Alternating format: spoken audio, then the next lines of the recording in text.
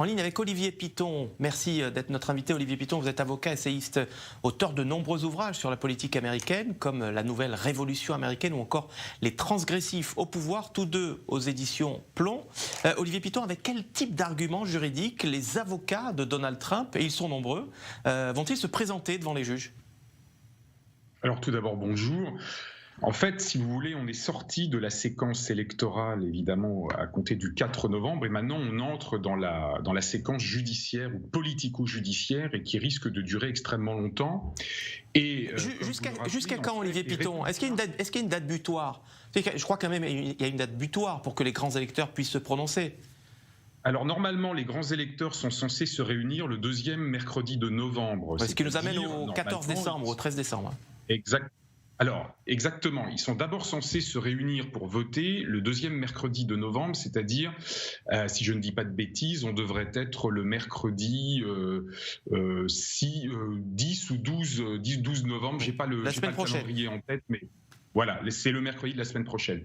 Maintenant, il y a un délai qui est prolongé jusqu'au 14 décembre, qui permet, et ça depuis les origines de la démocratie américaine, de vérifier le dépouillement des bulletins de vote dans un certain nombre d'États, si effectivement il y a contestation.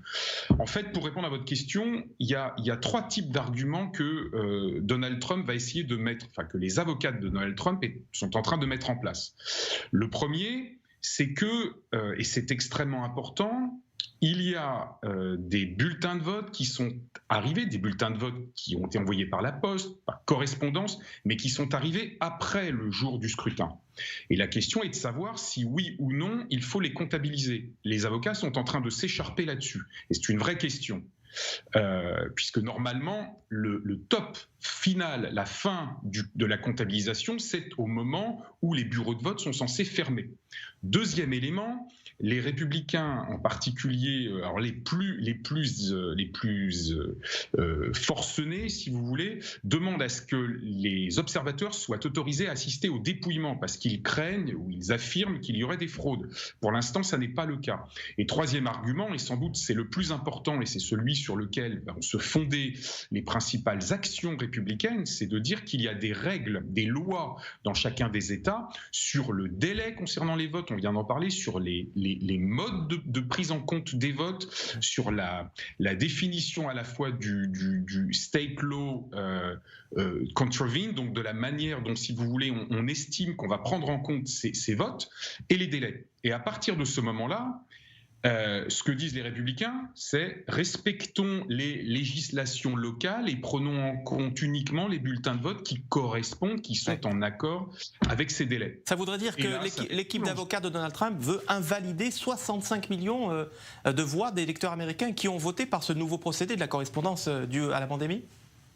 Alors pas forcément et pas autant que ça, mais en tout cas on sent bien que là où se joue si vous voulez, ce qui est en jeu, c'est que les républicains pensent ou espèrent qu'en tenant compte exclusivement des lois de chaque État, et en particulier des 7 États à bascule qui ont voté et qui massivement en plus par correspondance, qu'en arrêtant le comptage des voix un petit peu plus tôt, encore une fois, dans leur esprit pour tenir compte des lois des États, cela permettrait à Donald Trump de rester en tête. C'est tout l'enjeu qui devrait se finir très probablement, puisque Donald Trump l'a annoncé lui-même, par une saisine de la Cour suprême. Alors justement, juste avant le scrutin, Donald Trump avait réussi à nommer une Cour suprême conservatrice. Aux États-Unis, est-ce que vous pouvez nous affirmer que l'indépendance de la justice est totale ? Absolument pas. On est entré maintenant clairement dans une configuration, si vous voulez, qui est complètement politique. Je vais vous donner un simple exemple. L'exécutif fédéral a la possibilité de nommer un certain nombre de juges à l'échelon local. Donald Trump a battu un record, parce qu'on focalise sur la Cour suprême, et Donald Trump a nommé, plus de 200 juges durant sa mandature. 200 juges. 200 juges évidemment conservateurs. Donc il est incontestable qu'aujourd'hui, ces juges, à chaque échelon où ils sont nommés, et ils sont nommés légalement par le pouvoir exécutif, vont pouvoir, le cas échéant, influer, parce qu'on est dans une bataille qui est une fausse bataille judiciaire et qui est une vraie bataille politique, si vous voulez.